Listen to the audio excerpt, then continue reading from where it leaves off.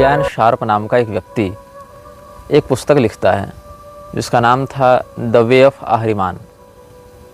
आहरिमान शब्द फारसियों में भी बड़ा प्रसिद्ध है और हमारे कमेंट बॉक्स में बहुत से लोगों ने फारसियों से जुड़े हुए इस शब्द के विषय में अपनी अपनी बातें लिखी थीं और किसी व्यक्ति ने मुझे व्हाट्सएप और टेलीग्राम इत्यादि के माध्यम से भी इन सभी विषयों में कुछ बातें कही थी।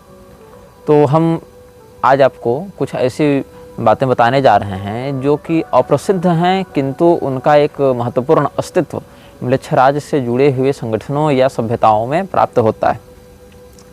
तो आहरिमान शब्द फारसियों में अति प्रसिद्ध है शैतान के रूप में या नकारात्मक शक्तियों के अधिष्ठाता के रूप में, और फारसियों में जो भाषाओं का विस्तार है उन्हीं भाषाओं का एक बहुत बड़ा भाग पश्चिमाम्नाय तंत्र के मंत्रों में भी प्राप्त होता है। जैसे कि प्रोक्तः पारस्य भाषया, ऐसा भगवान महादेव भी वर्णित करते हैं पश्चिमाम्नाय तंत्र की आसुरी संपदाओं से संबंधित मंत्रों के परिचय में, जो कि हम आपको पूर्व काल में वर्णित कर चुके हैं। तो ये क्या लिखता है ये व्यक्ति, जिसका नाम है ब्रियन शार्प, ये लिखता है, it is time for those of us who know Ahriman is the true God to stand up against the world. We are the true adversaries who stand up against the satanic community, and let it be known that our God is not a symbol. He is the omnipotent force in the universe that causes chaos to keep evolution moving ever forward. Our God is not a loving, caring, personal God. Ahriman is on everybody's side, and he allows natural law to weed out the weak and unworthy. Let it be known, if you are in tuned to his plan, you are in his favor. With accomplishment comes reward. जो इसने prologue लिखा है अपनी पुस्तक में the way of आहरिमान, उसमें इसने स्पष्ट कहा है कि हम आहरिमान, और ब्रैकेट में लिखा है शैतान, उसको सच्चा ईश्वर के रूप में मानते हैं और इस पूरी दुनिया के खिलाफ खड़े हैं। हम लोग उसके सच्चे विज्ञापन करता हैं और ये बताना चाहते हैं कि हमारा ईश्वर कोई प्रतीकात्मक ईश्वर नहीं है। मतलब ये जो आहरिमान को अपने आराध्य के रूप में देखते हैं वो कोई प्रतीकात्मक ईश्वर नहीं है, अपितु वो इस विश्व में सर्वव्यापी है। उसकी शक्ति या उसकी ऊर्जा सभी लोगों को प्रभावित करती है किसी न किसी रूप में, और जो कमज़ोर लोग हैं या जो अपरिपक्व अयोग्य लोग हैं उनको प्रकृति स्वयं नष्ट कर देती है। Survival of the fittest. जो व्यक्ति सक्षम है, जो व्यक्ति ताकतवर है, जो व्यक्ति संघर्षशील है या अपनी योग्यता को सिद्ध कर सकता है समाज में, वही व्यक्ति किसी भी युद्ध में अपने आप को सुरक्षित निकाल सकता है या किसी भी आपदा में सुरक्षित बच सकता है। तो आहरिमान के उपासक वही लोग हैं जो ताकतवर हैं, जो लोग संघर्षशील हैं, और आहरिमान प्राकृतिक बहाव में उन सभी लोगों को मिटा देना चाहता है जो कमज़ोर हैं, दबे कुचले हैं या संघर्ष का सामर्थ्य नहीं रखते हैं। ये इसका दावा है। साथ ही यह कहता है कि हमारा जो देवता या हमारा जो ईश्वर है आहरिमान, इसके लिए वो कोई पर्सनल जैसे सभी लोगों के मान्यता में है कि हमारे ईश्वर हमसे बड़ा प्रेम करते हैं, दयालु हैं, कृपा निधान है, करुणा निधान है, दीन वत्सल है, वैसा नहीं है। ये कठोर नियम पर चलता है। जो ताकतवर है सर्वाइव वही करेगा, जो फिटेस्ट है, सर्वाइवल ऑफ द फिटेस्ट है, इसका नियम है। तो एक शक्ति की परिकल्पना प्राप्त होती है फारसियों में, जहाँ पर अहूरा मजदा की ये बात करते हैं, अहूर मजदा। अब ये स को ह पढ़ते हैं फारसी, सकार का उच्चारण हकार के रूप में करते हैं, इसीलिए अहूरा को आप असुर भी कह सकते हैं, असुर मजदा भी कह सकते हैं। लेकिन असुर मजदा को ये लोग जीवन और संतुलन का देवता मानते हैं। एक प्रकार से मान लें तो इस सृष्टि के रचयिता के रूप में ये लोग देखते हैं। फारसियों में जो एक संभाग कुछ अच्छे लोगों का हो सकता है या जो कुछ मानवता के प्रश्रय में रहते हैं, उसको समर्थन देते हैं, उन लोगों में जो जिसको पॉजिटिव कह सकते हैं, पॉजिटिव पार्ट, वो अहूर मजदा के उपासक होते हैं। 1966 ईस्वी में एंटन लेवी नाम के एक व्यक्ति ने यूरोप के जगत में चर्च के विरुद्ध एक अभियान खड़ा किया था।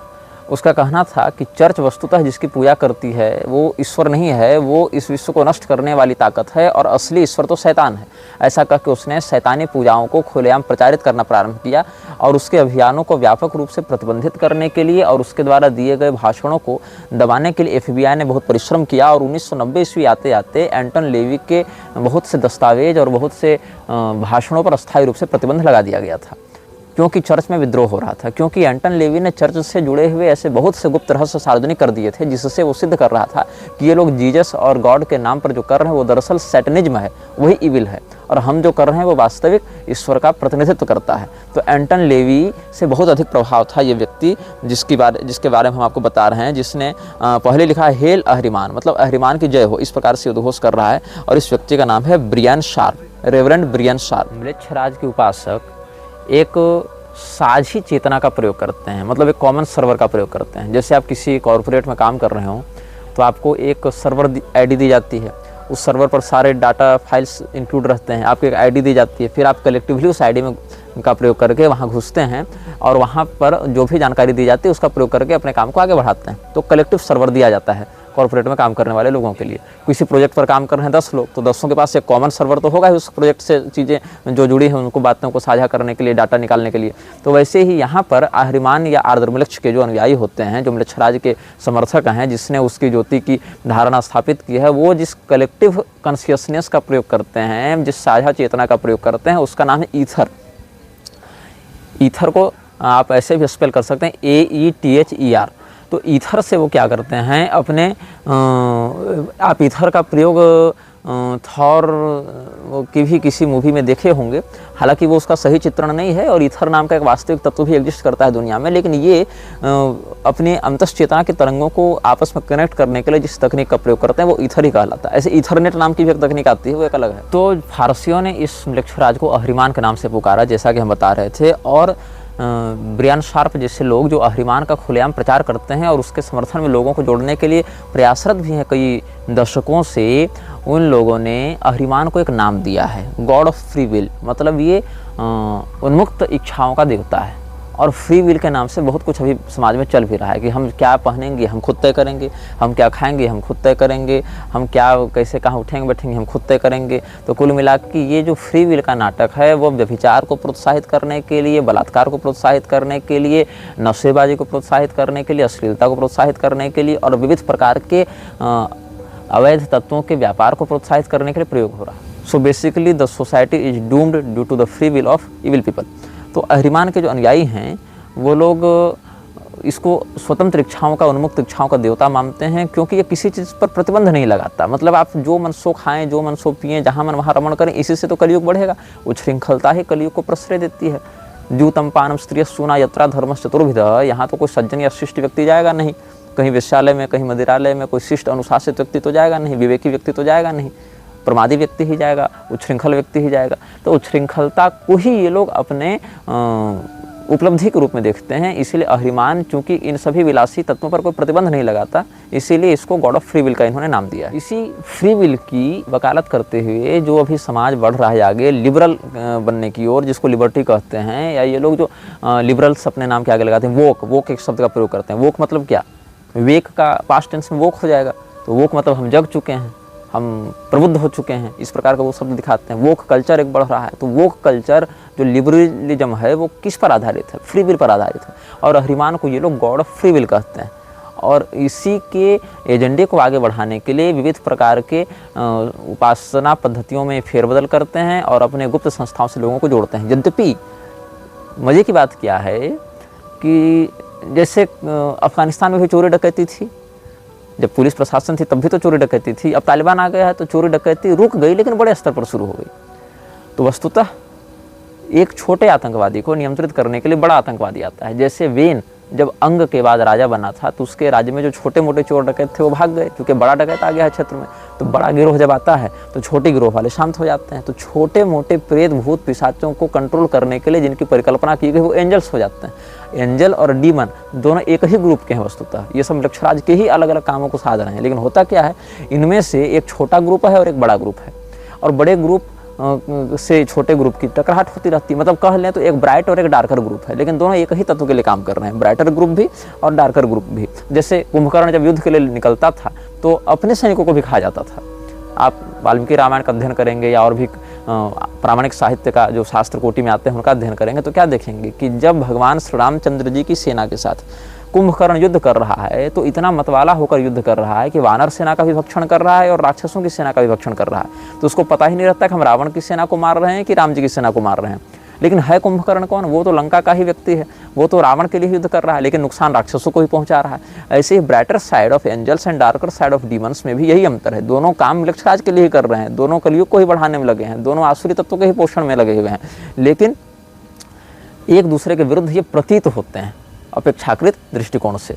और सत्ता का संघर्ष चलता रहता है कि हमारे अस्तित्व को, हमारे प्रभाव को, हमारे जो सामर्थ्य शक्तियां हैं उनको समाज जाने, हमारे माध्यम से समाज प्रभावित हो। जैसे आजकल मठों में झगड़ा नहीं चलता मठाधीशों में कि हमारे चेले अधिक हो, तो अलग अलग संप्रदायों के नाम से झगड़ा चलता है, हमारे चेले अधिक हों, हमारे पंडाल में अधिक भीड़ हो, हमारा जय घोष लगाने वाले अधिक लोग हों, लेकिन हैं दोनों अधर्म के ही पोषक, अपनी प्रतियोगिता के चक्कर में धर्म का नुकसान करते हैं।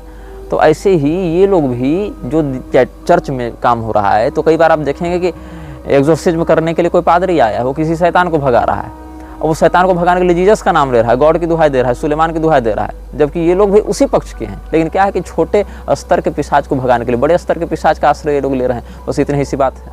अच्छा, अब हम आपको एक इसमें उद्घोषपूर्वक बात बताना चाहते हैं, जो द वे ऑफ अहरिमान पुस्तक में ब्रायन शार्प ने लिखा है। पृष्ठ संख्या देखेंगे आप 29 वहाँ पर एक टॉपिक है जिसमें लिखा है DAEVAS।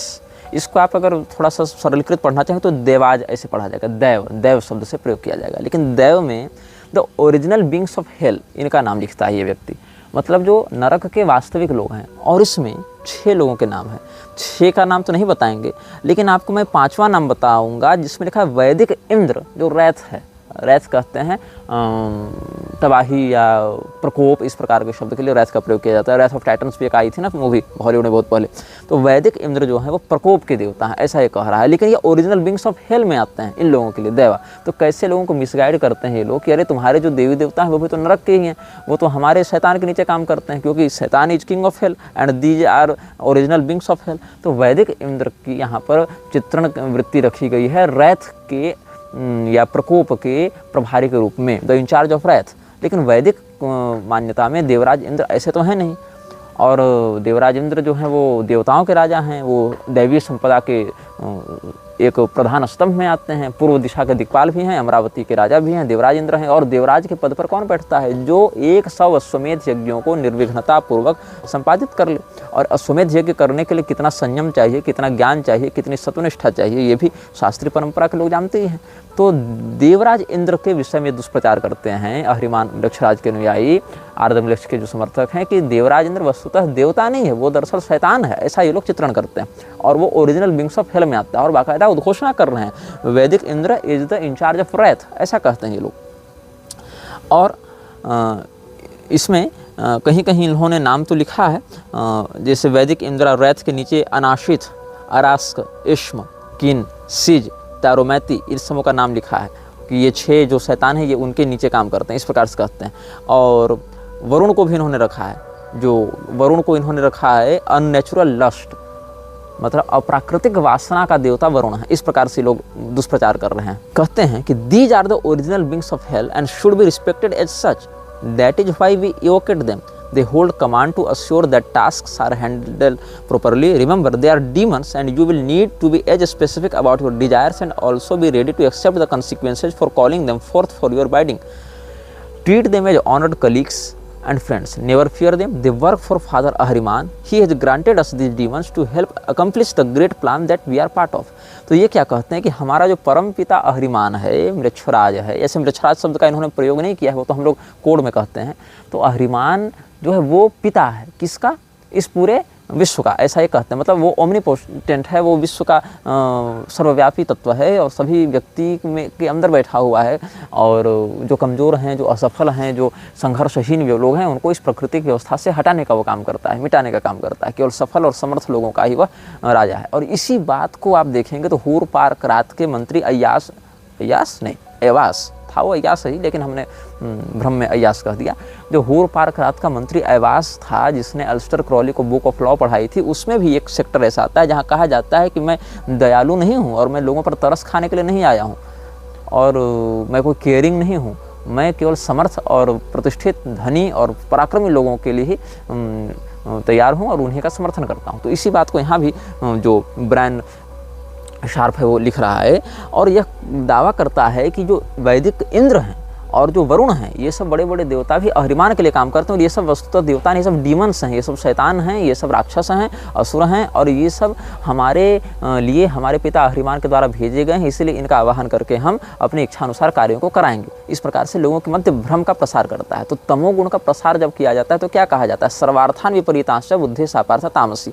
जो सभी बातों का उल्टा अर्थ बताए वो तामसी बुद्धि होती है, और इसी तामसी बुद्धि का प्रसारण करके कलयुग को बढ़ोतरी दी जाती है। तो कलयुग को बढ़ाने के लिए जो भ्रामक बातें हैं, देवता को असुर बना देना और असुर को देवता बता देना, तो अहिरिमान जो नकारात्मक तत्व है उसको ये लोग कह देते हैं कि यही सच्चा ईश्वर है, और जो देवराज इंद्र हैं, वरुण हैं, उनको ये लोग नेगेटिव बताते हैं। और अगर कहीं पॉजिटिवली इनको पोर्ट्रेट भी करना पड़े तो अहिरिमान से नीचे दिखाते हैं कि Ahriman is the father of universe and Vedic Indra and Varuna work under him and these are not gods, these are demons and the duty of these demons is to serve the followers of Ahriman. ऐसे आप समझ सकते हैं इस बात को। इसके बाद इसी पुस्तक के पृष्ठ 37 में एक सेक्टर इसने दिया है, dictionary of the infernal gods. Infernal gods मतलब जो नकारात्मक तत्व को प्रतिनिधित्व करते हैं, या नकारात्मक हैं, या थोड़े निम्न स्तर के हैं, या अंडरवर्ल्ड से रिलेटेड है। अंडरवर्ल्ड मतलब वो दाऊद इब्राहिम वाला नहीं, वो तो मूर्ख है जो वहाँ वही छिपा हुआ है अंडरग्राउंड होके। उसको तो बाकायदा आना चाहिए था, महामंडलेश्वर बनता भी, किसी अखाड़े का भी माहौल बना हुआ है। तो डिक्शनरी ऑफ इन्फर्नल गॉड्स, उसमें कितनी चतुराई से शैतानों के नकारात्मक तत्वों के नाम के बीच में सनातनी देवी देवताओं को घुसाया गया है, ये आप अनुभव करेंगे। जब इस पूरी सूची को हमने बारीकी से देखा, समझा, तो बहुत से नाम ऐसे हैं जो वास्तविक पिशाचों की पूजा जिनकी होती है, जिनकी उपासना पद्धतियाँ प्राप्त होती हैं, जिनके उपासक वास्तव में पश्चिम जगत को आतंकित किए हुए हैं, और उनका व्यापक प्रभाव पूर्वी गोलार्ध पर भी पड़ रहा है। लेकिन जो यहाँ पर कह रहे हैं, Behold the demons of our labor, the infernal gods are defined by place of origin, attributes and other information, इस प्रकार से कह रहे हैं। और इसमें जो सूची है उसमें से 6 का निष्कासन कर दिया गया था। 6 were discarded and the region is within the dictionary।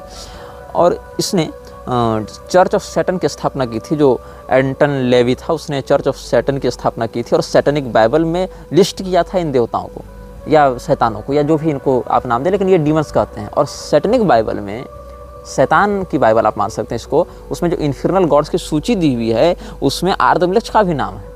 आर्दमलेक्ष का नाम है, उसमें क्या लिखते हैं, हिब्रू भाषा का शब्द है ये आर्दमलेक्ष, ऐसा लिख रहे हैं ADRAMELECH, तो अदरा मेलेच शब्द आ जाएगा, लेकिन वो आर्दमलेक्ष है वस्तुतः।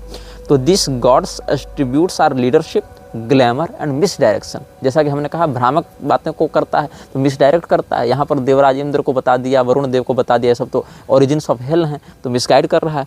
तो ये सब करते हुए एस्मेडियस का भी नाम इसमें है। This god's attributes are of lust, knowledge of the past and influence, इस प्रकार से बता रहे हैं। और बहुत से शैतानों के नाम हैं जिसमें कुछ तो सीधे सीधे आर्द्रमलक्ष के ही प्रकारांतर हैं, रूपांतर हैं, और कुछ उसके सहयोगी हैं, सेवक हैं। तो इसने जो सूची बताई है उस सूची में आप जब देखेंगे तो के अक्षर से एक ही नाम है, वो नाम है कली, KALI। अब इसको कली भी पढ़ते हैं, और ऐसे इसमें तो IST का प्रयोग नहीं किया गया है, लेकिन इसको जो प्रोनाउंस यहाँ लिखा गया वहाँ KAH-LEE लिखा गया है, मतलब कली में तो ह्रस्व ही होता है। ये लिखा है काली, और काली के बगल में लिखा है हिंदू, मतलब हिंदुओं में इसकी पूजा होती है। और भगवती कालिका जो साक्षात ब्रह्म विद्या हैं, जगदम्बिका हैं, उनका चित्रण कैसे कर रहा है अहिरिमान का अनुयायी। This goddess attributes are destruction, chaos and confusion, the augury princess of death. क्या लिखता है कि ये जो देवी है ये तबाही की देवी है, और विध्वंस की देवी है, और भ्रम की देवी।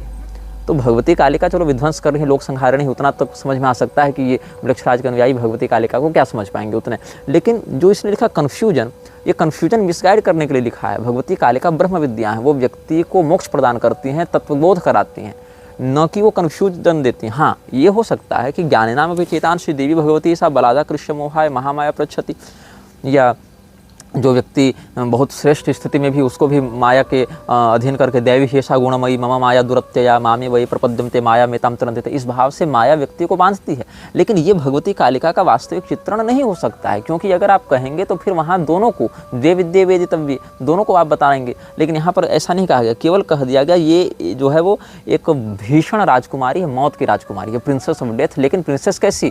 चार्मिंग नहीं, ऑगरी प्रिंसेस ऑफ डेथ कहता है भगवती कालिका को। और इस सूची में जितने भी लोग हैं वो अहरिमान के नीचे काम करने वाले हैं, इन्फर्नल नेम्स ऑफ डीमंस इसके अंतर्गत काम किया है। और इसको मैंने क्रॉस वेरीफाई किया तो किसी ने विकिपीडिया पर भी आर्टिकल डाल रखा है द वे ऑफ अहरिमान से उठाकर। अब इसके बाद आप आगे बढ़ेंगे तो बहुत कुछ नाम है, आगे बढ़ते जाएंगे तो आपको एक सूची में नाम मिलेगा। जब सकार में आएंगे तो शिव, और शिव में लिखा हिंदू, हालांकि वहाँ गॉड नहीं गॉडेज लिख दिया है जो शिवा होना चाहिए था, लेकिन लिखता है वाइल्डनेस, लस्ट एंड कंट्रोल, वासना और पागलपन का देवता है शिव, ये लिखता है। मदर ऑफ काली, और काली को जन्म देने वाला, या शिवा कहते हैं मदर ऑफ काली। अब यहाँ पर इन्होंने हो सकता है प्रेरणा ली होगी शुंभ निशुंभ वाले प्रकरण से, जहाँ दुर्गा सप्तशती के 5वें अध्याय में भगवती पार्वती स्नान करने के लिए जाते हैं, फिर उनके शरीर से कौशिकीति समस्ते सुततो लोके सुगीयते तस्याम निर्गतायाम तो कृष्णाभूत सावी पार्वती कालिकेति समाख्याता हिमाचल कृताश्रया, ऐसे किसी प्रसंग से प्रेरणा लेते हुए इसने ये लिख दिया होगा। लेकिन कितनी भ्रामक बातें हैं। शिव बगल में हिंदू लिखता है, फिर कहता है this goddesses attributes are wildness, lust and control, mother of Kali, कालेज ओनली सबड्यू। इस प्रकार से हमारे सनातनी देवी देवताओं के विषय में कितनी घृणित या नकारात्मक बातें इसने लिखी हैं। और उन सबों को गॉड ऑफ फ्री विल जिसको ये मानते हैं, उनको अहरिमान के अंतर्गत काम करने वाले इन्फर्नल डीमंस बताते हैं ये लोग। जैसे कि आपको अगर अंगद रावण संवाद का स्मरण होगा, या हमारे श्री रामचरितमानस की कथा में भी आपने सुना होगा, पढ़ा होगा अन्यत्र भी, अंगद को रावण धमकी देते हुए कहता है कि देखो तू मुझे राम का भय मत दिखा, ये सब जितने बड़े बड़े देवी देवता हैं सब तो हमारे अधीन काम कर रहे हैं। हमने इंद्र को नियंत्रित कर रखा है, वरुण को नियंत्रित कर रखा है, हमारा जो बाग है वो इंद्र माली के रूप में देखते हैं, हमारा जो छत्र है वो सूर्य चंद्रमा देखते हैं, हमारे द्वार में वरुण देवता झाड़ू लगा रहे हैं और इंद्र ये सब पहरेदारी कर रहे हैं। ये सब मतलब अलग अलग दिक्पालों को वश में करके हम उनसे अपनी सेवा करवाते हैं। तो ये भी रावण अपने समय में असुरी वृत्तियों का, असुरी संपदाओं के विस्तारक के रूप में जाना गया। हालांकि रावण बहुत ऊपर की शक्ति है और वो भगवत इच्छा से ही उस प्रवृत्ति में गया था, लेकिन कम से कम मिजाज तो वही रहता है असुरों का कि हम सभी देवताओं के ऊपर नियंत्रण करें, हम सभी देवताओं के ऊपर राज करें। तो कर पाएँ या ना कर पाएँ, लेकिन मिजाज वही रखते हैं। तो अहरिमान के अनुयायी भी भगवती कालिका को, भगवान महादेव को, शिव जी को अहरिमान शैतान के नीचे बताते हैं, मृच्छराज के अनुयायी उसके नीचे बताते हैं कि ये लोग तो शैतान हैं, नरक के शैतान हैं, डीमंस ऑफ हेल हैं, और ओरिजिनल बींग्स ऑफ डीमन में इंद्र हैं, वरुण हैं, काली हैं, शिव हैं। ऐसे हमारे देवी देवताओं की नकारात्मक छवियां गढ़कर उनकी अवमानना करते हुए, उनका तिरस्कार करते हुए अपनी शैतानी शक्तियों को बढ़ाते हैं। अहरिमान के उपासक जब किसी रिचुअल को करते हैं, सामान्यतया जिसको आप हमारी भाषा में समझ लें पुरस्चरण जिसको हम कहते हैं, किसी मंत्र को जगाने के लिए पुरस्चरण किया जाता है। उस मंत्र की एक विशेष अनुशासन की वृत्ति से कुछ विशेष आवृत्ति की जाती है। पुरस्चरण के विषय में कभी बाद में हम चर्चा करेंगे। उसमें भी और 5 प्रकार की क्रियाएं होती हैं। पंचांगगत पुरस्चरण होता है, पटल है, पद्धति है, कवच है, स्तोत्र है, नाम सहस्रक है, ये सब अलग अलग प्रकार के अंग होते हैं पुरस्चरण में। फिर हवन है, तर्पण है, मार्जन है, ब्राह्मण भोजन है, ये सब भी अलग अलग उपांग होते हैं उसमें। तो ये सब अपने शैतानी शक्तियों को जगाने के लिए जो क्रिया करते हैं, जो आप पुरस्चरण का पर्याय समझ सकते हैं उनके अनुसार, उसमें ये लोग स्पष्ट कर रहे हैं कि 2 प्रकार की मोमबत्तियों का प्रयोग करते हैं, एक काले रंग की और एक श्वेत रंग की। लेकिन श्वेत रंग की मोमबत्ती एक ही हो सकती है और बाकी सारी मोमबत्तियाँ काले रंग की होंगी। और एक सामने एक वेदी बनाते हैं, वेदी के पर गहरे लाल या काले रंग का वस्त्र बिछाकर ये लोग प्रयोग करते हैं और उतना ही प्रकाश अपने सामने रखते हैं ताकि इनको अपने यंत्र निर्माण में, और जो इंस हैं, इंस कहते हैं, ENN, इंस कहते हैं शैतानी शब्दों को जो एक अलग फ्रीक्वेंसी को जनरेट करके इन डीमंस को अट्रैक्ट करते हैं, तो उसको इन कहा जाता है, ENN। तो इंस का प्रयोग करके ये लोग जो अलग से एक शाब्दिक तरंगों का निर्माण करते हैं, उससे शैतानों का आकर्षण होता है, या इस प्रकार के पिशाच इनके पास आकर इनकी बातों को सुनते हैं और जिसकी जैसी योग्यता होती है उसके अनुसार से उसका कार्य संपादित करते हैं। तो मृक्षराज के अनुयायी सामान्यतः अपने मंत्रों को जगा कर रखने के लिए इस प्रकार के रिचुअल्स का प्रयोग भी करते हैं। इसके साथ ये लोग विशेष दर्पणों का प्रयोग करते हैं। जिस सब जगह ये कथित पुरस्चरण करते हैं ये लोग, वहाँ पर दर्पणों का बहुत व्यापक प्रयोग करते हैं। दर्पणों के कारण वो जो प्रकाश है वो परावर्तित भी होता है और साथ साथ ये मूर्ति पूजा भी करते हैं। यद्यपि विश्व में जो सनातनी मंदिर हैं, जो तीर्थ हैं उनको तोड़ने में, प्रतिष्ठित देवालयों को विध्वंसित करके, उनकी ऊर्जा को खंडित करके अपने नकारात्मकता को फैलाने में इनका बड़ा षड्यंत्र रहा है। और बड़ी बड़ी सरकारें भी इनके इसी अभियान को सार्थक करने में लगी हैं। भारत में भी बहुत से देवालय इसी षड्यंत्र के आधार पर तोड़े जाते रहे हैं और बड़े बड़े चैत्य वृक्षों को विध्वंस के माध्यम से हटाया जाता रहा है, ताकि उनसे जुड़ी हुई शक्तियों का वह किरण खंडित हो और म्लेच्छराज की शक्तियाँ वहाँ पर विशेष प्रभाव कर सकें। इसीलिए कॉरिडोर के नाम पर या विकास के नाम पर या तीर्थ स्थलों के डेवलपमेंट के नाम पर, टूरिज्म को प्रमोट करने के नाम पर जो है बड़े बड़े पुराने वृक्षों को, देवालयों को नष्ट करके उनके साथ जो शक्तियाँ जुड़ी हुई हैं उनके कनेक्शन को तोड़ने का षड्यंत्र किया जाता है। और लोग इसको विकास का नाम दे देते हैं। मूर्ख लोग इसको पीछे के षड्यंत्र और उद्देश्य और प्रायोजक को न समझने के कारण उनका ही समर्थन और यशोगान करते रहते हैं। तो यहाँ पर मूर्तियों को भी ला ला कर ये लोग पूजा करते रहते हैं और भारत से बड़ी मूर्तियाँ ये लोग चुरा चुरा कर विदेश ले जाते रहे हैं, जिस पर हम बाद में सप्रमाण चर्चा करेंगे। पूरे उपलब्ध रिकॉर्डों के साथ हम चर्चा करेंगे कि कब कब किस किस समय कौन कौन सी प्रतिष्ठित मूर्तियों को कहाँ कहाँ ले जाया गया। इसकी हमने काफ़ी लंबी शोध वृत्ति से जांच पड़ताल की है। बहुत से लोगों के रिसर्च पेपर्स और कोर्ट पेपर्स का भी हमने आश्रय लिया है, जिस पर भविष्य में हम कभी बाद में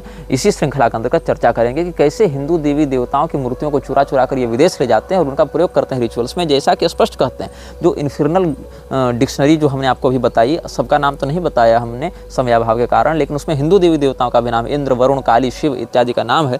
तो लिखते हैं, gather idols of the infernal gods and demons, use other decor in the temple that reflects the power of hell. इस प्रकार से गाइड दे रहा है ये व्यक्ति कि सैटनिज्म यूजेज आइडल्स इन रिचुअल। ये जो उपासक हैं ये मूर्तियों का प्रयोग करते हैं ऐसे रिचुअल्स में, और उन देवताओं की मूर्तियों का प्रयोग करते हैं या पिशाचों की मूर्ति का प्रयोग करते हैं, जिनका नाम पहले डिक्शनरी में बता चुके हैं, जिसमें हमने आपको कई सारे हिंदू देवी देवताओं के नाम भी बताए जिनका नकारात्मक चित्रण किया गया है इस आलोक में। ये कोटिंग्स नाम का एक लेखक है। ये कोटिंग्स ने नवंबर 2000 ईस्वी में अपना एक संस्मरण साझा किया था। उन्होंने क्या लिखा है, ये कोटिंग्स ने, उसने एक पुस्तक लिखी थी किंगडम ऑफ फ्लेम, मतलब ज्वाला का साम्राज्य। आपको स्मरण होगा, हमने भी बताया था अनाम मिलक्ष की ज्योति की स्थापना लोग अपने हृदय में करते हैं और अलग अलग संस्थाओं के माध्यम से उसका प्रसार किया जाता है, लेकिन वास्तविक स्रोत का संदर्भ दिए बिना। तो किंगडम ऑफ फ्लेम, ज्वाला का साम्राज्य, इस नाम से एक पुस्तक लिखी थी ये कोटिंग्स ने। और ये कोटिंग ने एक बात लिखी, आप उसको ध्यान से सुनेंगे। In the month of November 2000 I was given a strange text by 3 strange men with the mission of deciphering and finding the practical applications of it within an occult setting. Working with the training and the resources of the Ordo Ascension Aeternalis, I completed this task the following year, releasing the results in a thesis manuscript to the order. ये coatings के पास नवंबर 2000 ईस्वी में 3 अज्ञात व्यक्ति आए और उन्होंने इसको एक पांडुलिपि प्रदान की और कहा कि इस पांडुलिपि में जो लिखा है उसको डिकोड करो, उससे संबंधित पूरी पद्धति का निर्माण करो और हमें दो। और ये कोटिंग्स मना नहीं कर पाया उससे जुड़ी हुई बातों को, और उसने उन तीनों अज्ञात व्यक्तियों के कहने पर पूरा काम धंधा छोड़कर 1 साल की मेहनत की और उन सारे मैन्युस्क्रिप्ट की जांच पड़ताल करके उसमें लिखी सारी बातों को तैयार करके एक पद्धति तैयार की और उन लोगों को दिया, जो उन्होंने प्रयोग में लाया। और कहता है ये लेखक कि I have entered all the gateways, summoned all the entities and performed all of the rites they were contained in that text. जब ये उस पांडुलिपि का अध्ययन कर रहा था ये लेखक, तो इसने उस पांडुलिपि में बताए प्रत्येक मंत्र की साधना की, प्रत्येक बताए गए एंटिटी को बुलाया, उससे संवाद किया, तभी तो पता चलेगा ना कि आगे क्या करना है। तो वहाँ दी गई पद्धतियों को डिकोड करके इसने वो सारे चीज़ किए और सारे के सारे द्वार खोले, सारे एंटिटीज़ को बुलाया, सारे के रिचुअल्स किए जो कोई लिखा हुआ था। और कहता है, इसने अपना अनुभव बताया, I have seen and I have proven without doubt that these beings do exist. इसमें कोई संदेह नहीं और इसमें कोई संशय नहीं कि मैंने उन्हें देखा और पूरे विश्वास के साथ मैं सिद्ध कर सकता हूँ कि वो उनका अस्तित्व है। And these kingdoms do hold reign in that region called regnum spiritus between this world and the next. लोक और परलोक के बीच में उनका कोई अस्तित्व है, कोई साम्राज्य है, जिसको अपनी लैटिन भाषा में इसमें रेगनम स्पिरिटस का है, मतलब आत्मा का संसार, उसका हिंदी में से समझें, आत्मा का संसार या भूतों का संसार इस प्रकार से कर सकते हैं, और उनका वास्तव में अस्तित्व है। और इसने बहुत ज़्यादा इसमें लिखा है, it was never made known to me or any other with which I have spoken who the original authors of this book were. इसने बहुत जांच पड़ताल की और बहुत लोगों से संपर्क किया, लेकिन ये कभी पता नहीं चल पाया इसको कि वो जो लिखा हुआ हस्तलिखित जिसके पास भेजा गया था 3 लोगों के द्वारा, अज्ञात लोगों ने जो दिया था नवंबर 2000 ईस्वी में, वो वास्तव में किसके द्वारा लिखा गया था, किसने उसको लिखा था। तो more likely it is the work of one who came before me, a grand emissary of the 18 flames, who set down on a paper the most basic information pertaining to these secrets। ऐसा ही लिखता है कि हो सकता है कि 18 ज्वालाओं का, यहाँ 18 शब्द का प्रयोग किया गया है, पता नहीं किस संदर्भ में, ये जांच का विषय है। 18 ज्वालाओं के जो स्रोत हैं वहाँ से कोई व्यक्ति ने इसको बैठकर लिखा था और मुझ तक पहुँचाया था, ऐसा इसने दावा किया है। और इसने बहुत सारे इसमें अध्याय लिखे हैं। किंगडम ऑफ फ्लेम कहते हैं, इसका जो सब टाइटल है वो है the grimoire of evocation and sorcery, और इसमें द स्केल्टन सिफर है। फिर आगे एक अध्याय द मैजिक स्क्वायर्स, इस प्रकार से एक अध्याय है। इनहेबिटेंट्स ऑफ द स्क्वायर्स ऐसे करके एक तीसरा अध्याय है। इसमें अलग अलग डीमंस के इसने नाम बताए हैं। और आइडन नाम का एक पिशाच इसके पास आया था और ये ज्वालाओं के दूसरे राज्य से आया था, और इसने कहा कि जो भी तुम संपत्ति चाहते हो, जो भी तुमको पैसा दौलत चाहिए वो हम देंगे, और in fact he will give even give more than is asked for, having summoned him and seen the remarkable results, I would love to evoke Laden daily and reap the benefits, knowing Laden, Laden नाम है उसका, हमको लग रहा है, या यार्डन भी हो सकता है, क्योंकि ये पूरा का पूरा फॉन्ट जो है वो थोड़ा भ्रामक लग रहा है मुझे, या लेडन नाम है या यार्डन नाम है।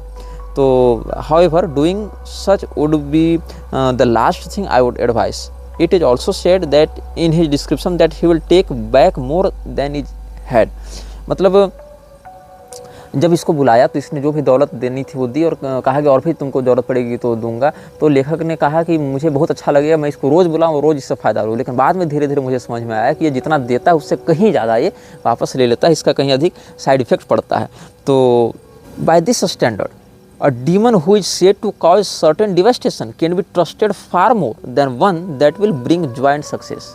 जो आपकी ज़िंदगी में खुशहाली और संपत्ति और समृद्धि लेकर आ रहा है, उस शैतान से अधिक भरोसा उस शैतान पर किया जा सकता है जिसका विनाश स्पष्ट है।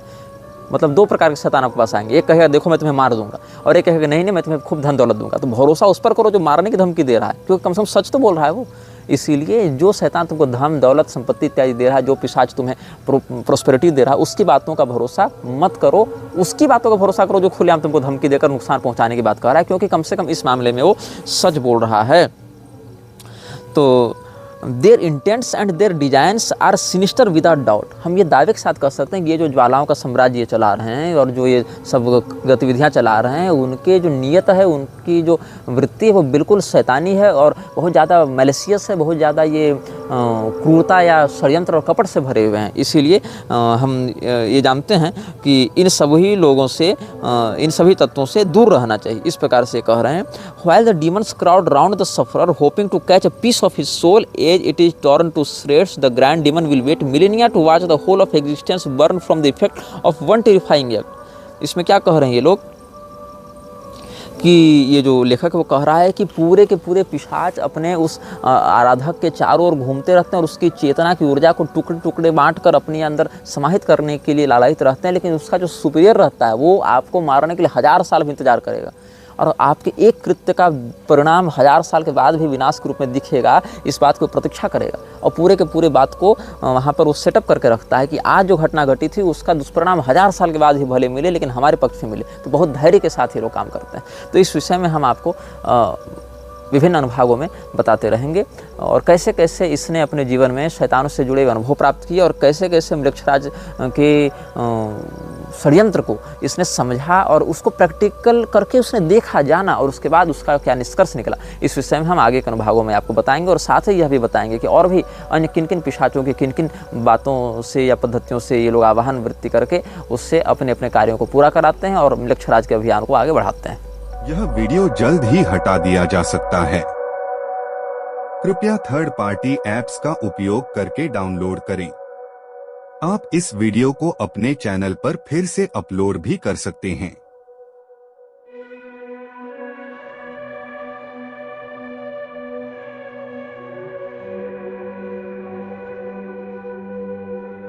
monetization.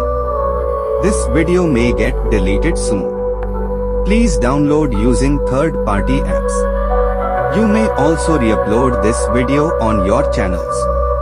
Thank you.